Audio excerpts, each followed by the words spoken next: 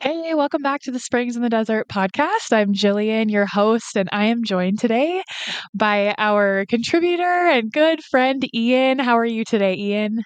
All good. And yourself, Jillian? I'm good. I am so glad to be back on the podcast and to be here talking with you today.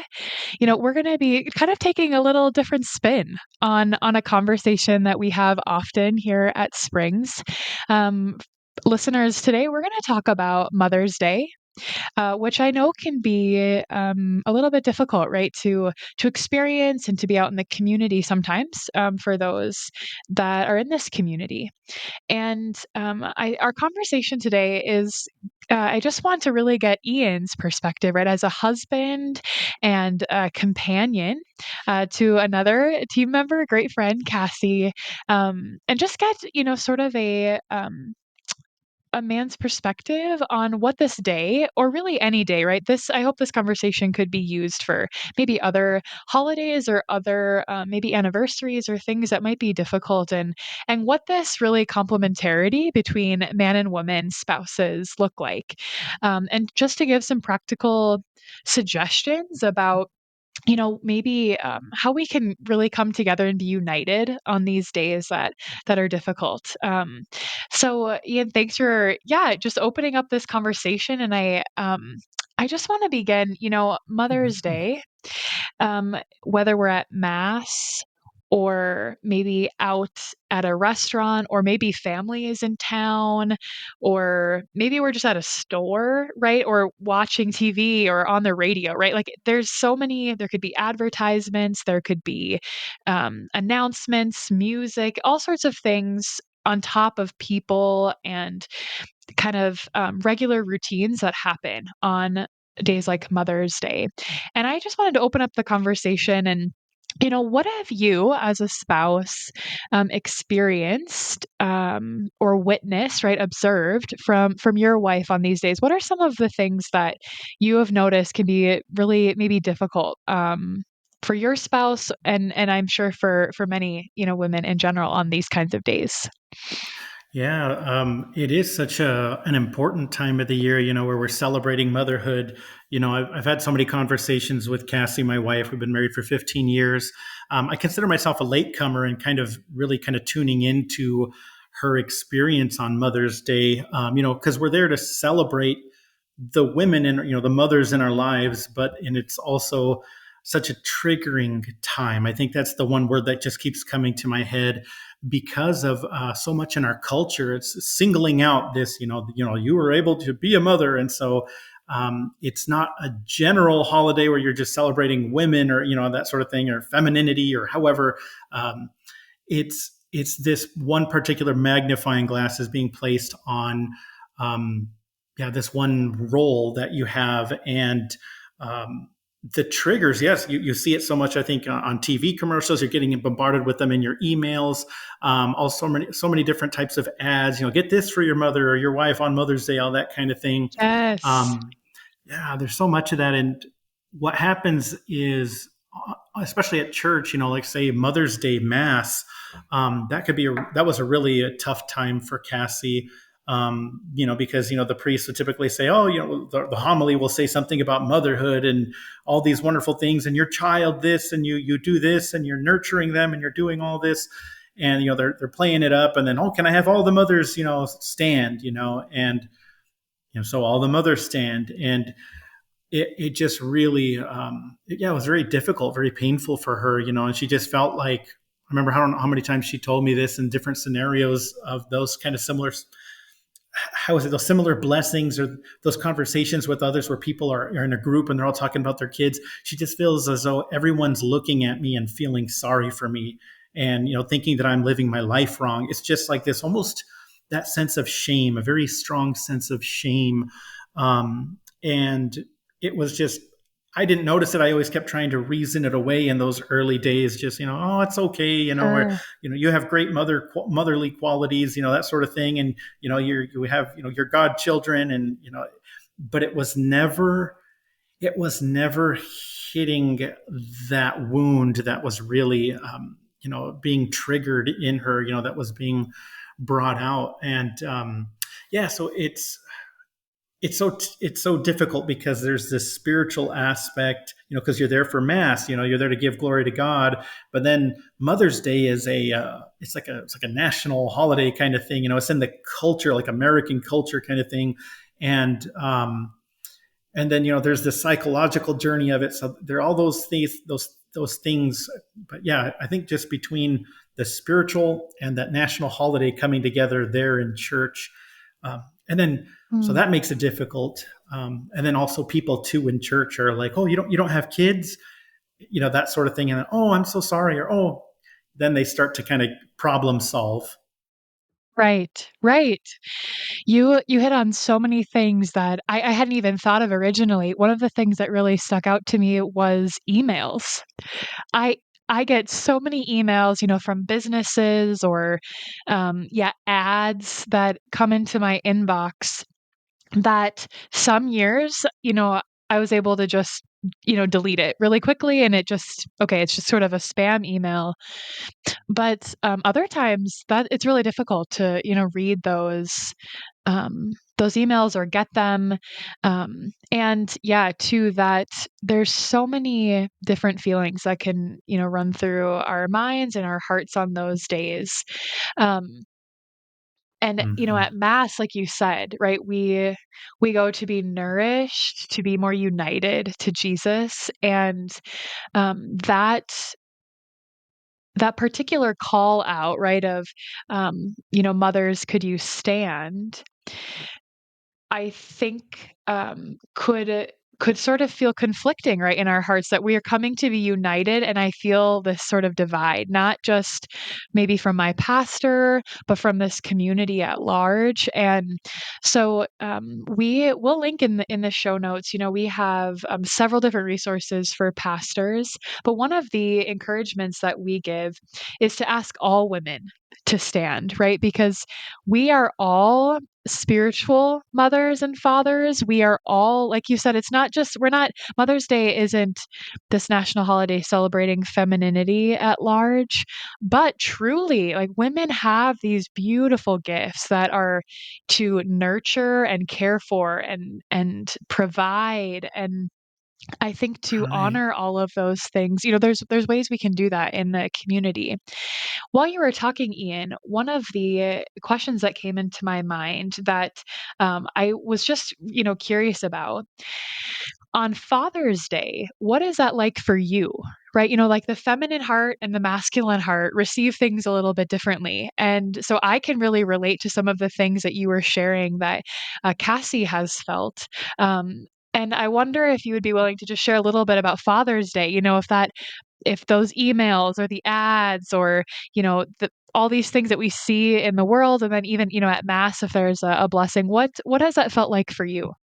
Oh yeah, thanks for bringing that up. It doesn't. I didn't experience it at all the way Cassie did, and I think that's the challenge about marriage, right? Like you came in, expecting to have children, like, hey, we're going to have however many children the Lord gives us, and that doesn't happen. And then my experience of our infertility was just like, well, we can't have kids, but I didn't, how is it? I didn't feel connected to what Cassie's experience was. And yeah, whenever the priest says, okay, all fathers, please rise, everyone raise your right hand or whatever, give them a blessing or however, um, Right. I've always been fine to sit down, like, yeah, sure, go for it, go. And then whenever I get hit with any type of ad about Father's Day, like, oh yeah, I need to reach out to my dad, or I wonder what we're going to do for him, but it was really, I just feel like it's just, how they call it, like being a mallard duck, like the rain just full out, it just doesn't bother me. And Sure, sure. I think it's different for men. And that's the challenge, is that just because how is it? It's kind of like X-rays and gamma rays. No one can see them, really. You can't see them. It's like you have to go through this whole line of logic and reasoning to realize that they do Mm, exist. And I feel like it's that same thing in marriage. It's just when you keep seeing this unknown uh, ray, right? It's having effect on my wife, like ultraviolet rays. I don't understand it. I don't know where it's coming from, but it's having this effect.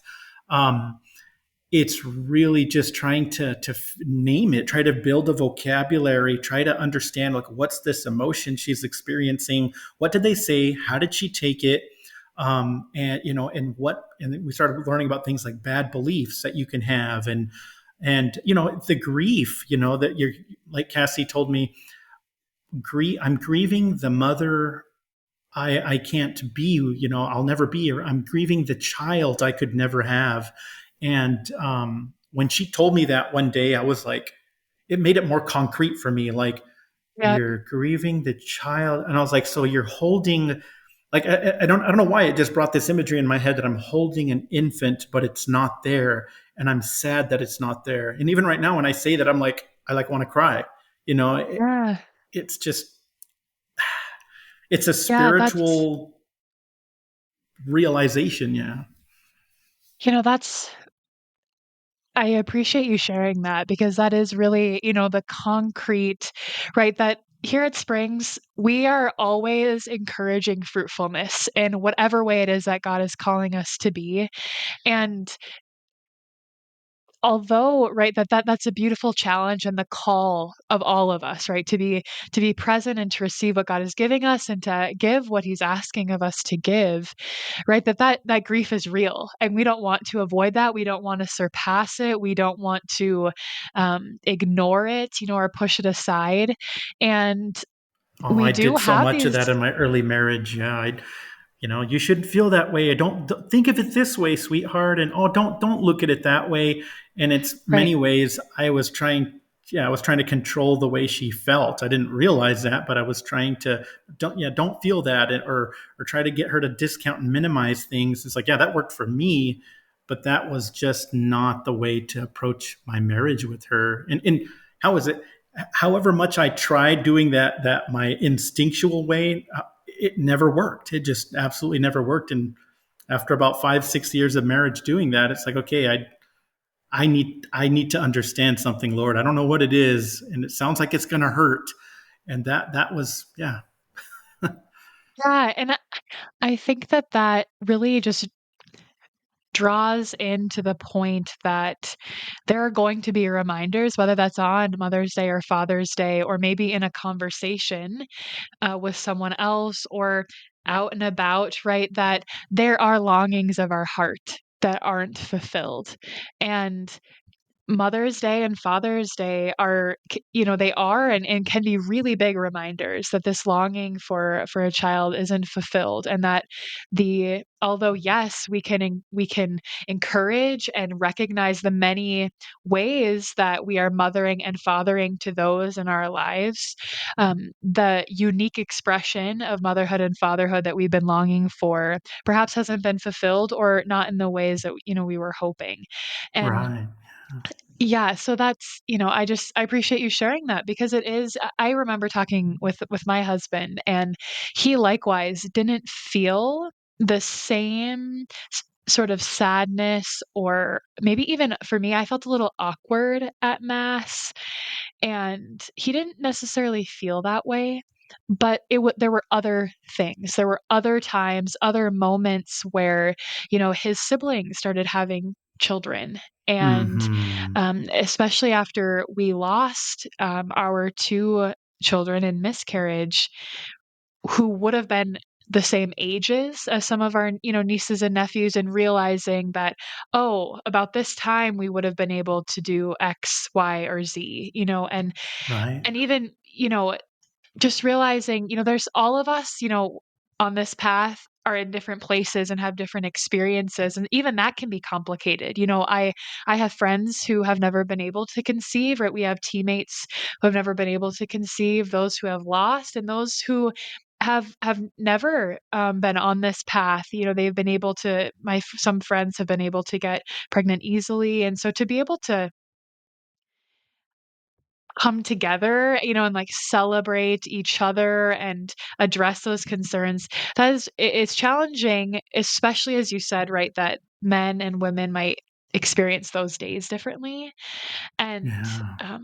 So I think this is a good time maybe to maybe give some, suggestions, right? If you are experiencing the same thing and perhaps other couples have different experiences, but if you're a marriage, right, maybe you are the wife and you are, maybe these days are really difficult for you, but maybe your spouse isn't struggling so much on these days or vice versa.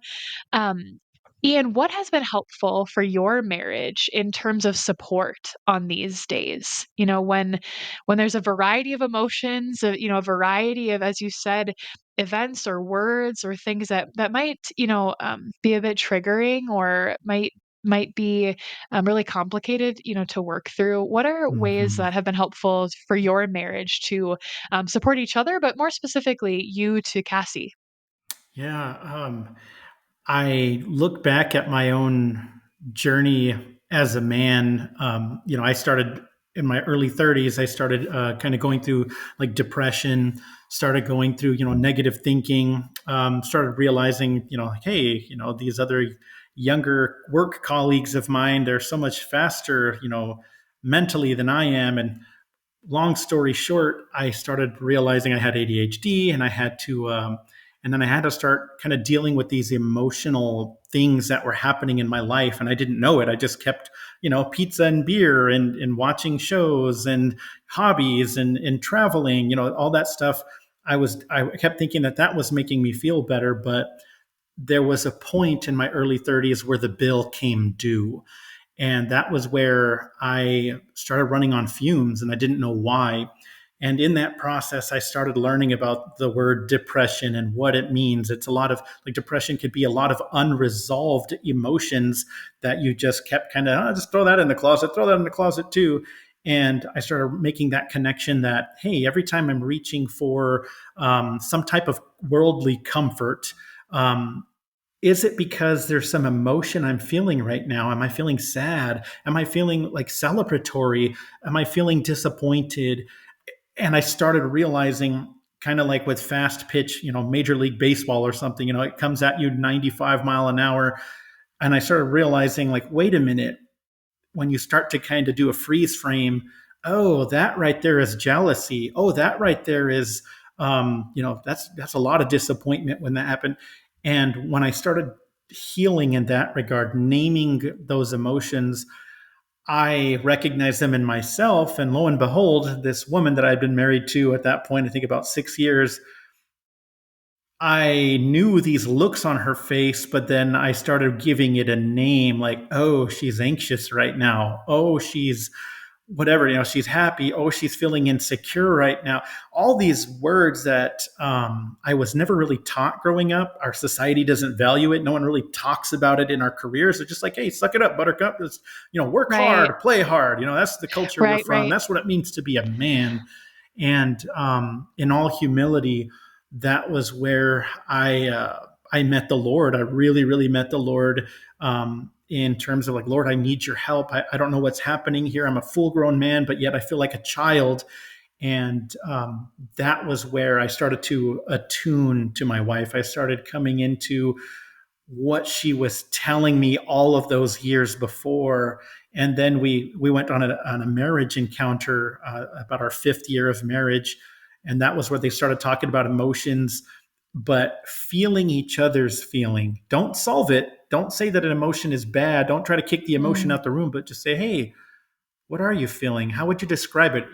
On a scale of 1 to 10, how, with 10 being the big feeling of anger, how angry are you? Oh, I'm a 7. Oh, okay. That sort of thing. And that's what really started that attunement and realizing, like, when we went to mass, when we had conversations with Catholic friends, when we ran into Catholic friends that had lots of kids, and they would, give us these, you know, I don't know, yeah, this advice, or you could see that they were sure. uncomfortable. And that was whenever I started realizing I need to protect my wife. I need to, like, this stuff is triggering for her. And what can I do? What can I say to others to not make them feel obligated to tell her, like, oh, it's okay, it'll happen. Like, you don't have to say that, or let's just not go to some of those places anymore. Let's find something Right. else to do. It was kind of where that creative side came to to be in terms of our identity as a couple at that point. What do we need to do to bring out what's best in our marriage? What can I do as her husband to bring out what's best in my wife? And that was truly revolutionary for us in our marriage, and coming together as one. Yeah.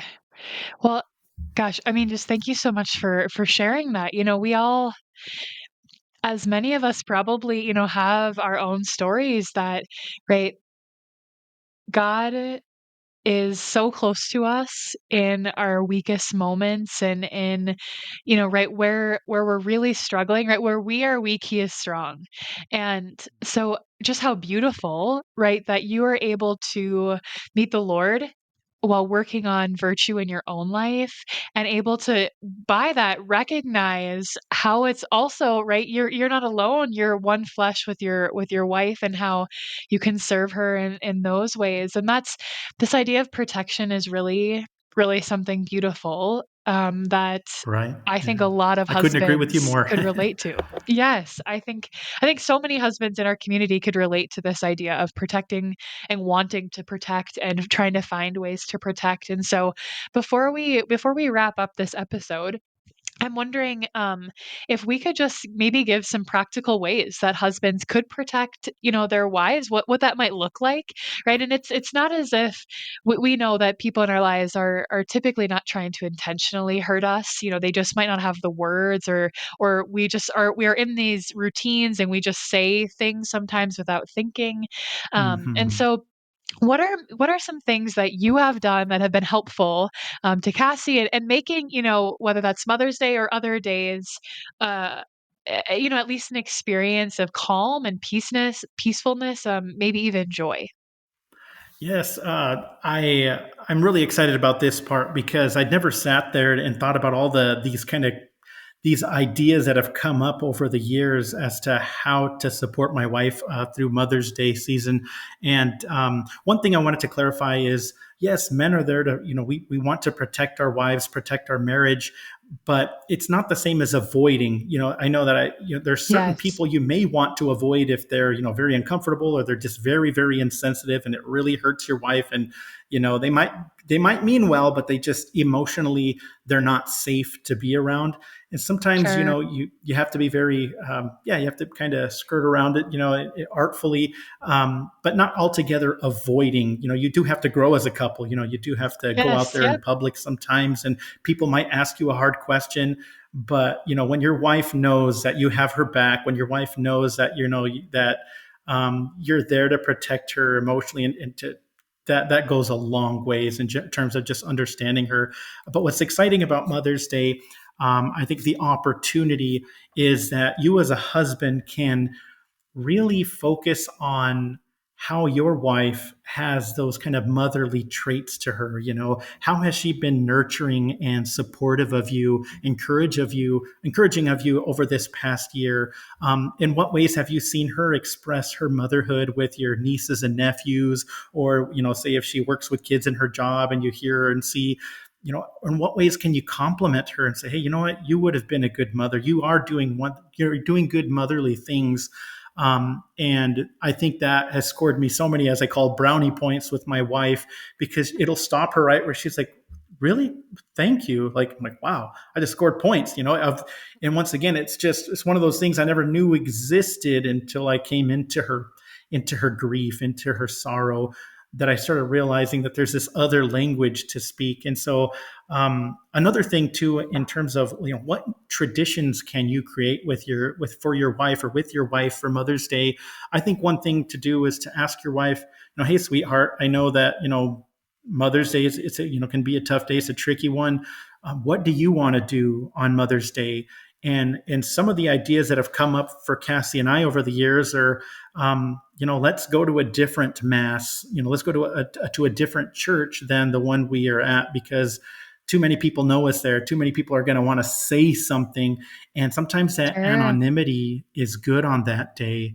Um, Another one is, what can you do also to celebrate Mother's Day? Is, hey, does she like to go for hikes? Does she like to listen to podcasts and take a drive, to the beach?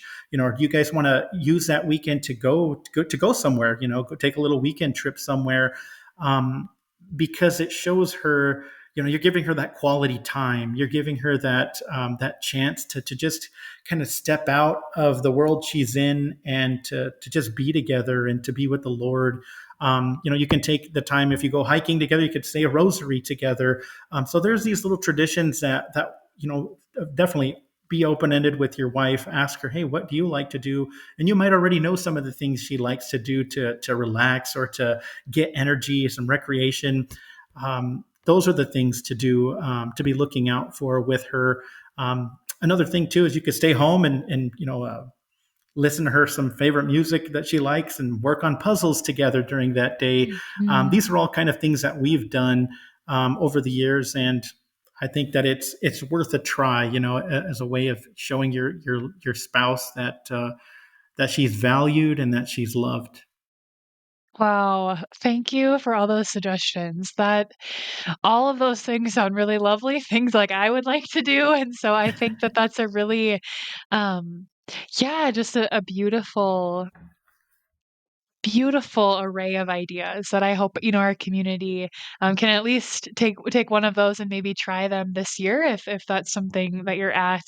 Um, Ian, thank you so much for being here and talking about this topic. It's Mother's Day can be a hard day for some, and so to just open it up as a spouse, right? We're a union. We're one flesh, and we can support each other on this path, and we can carry the cross together. And I'm so grateful to know you and Cassie. I think you guys share the cross so well and support each other so beautifully. And I Thank you. am, yes, I'm really, I'm hoping our listeners will be able to just feel supported in this. So, dear listeners, it's been good to be with you, and we're praying for you as these holidays approach and as difficult anniversaries come up. And if you have other ideas about ways that spouses can support each other, uh, please feel free to share with us. And we'll see you next time on the podcast. Thank you, Ian. Thank you so much for having me. God bless you all.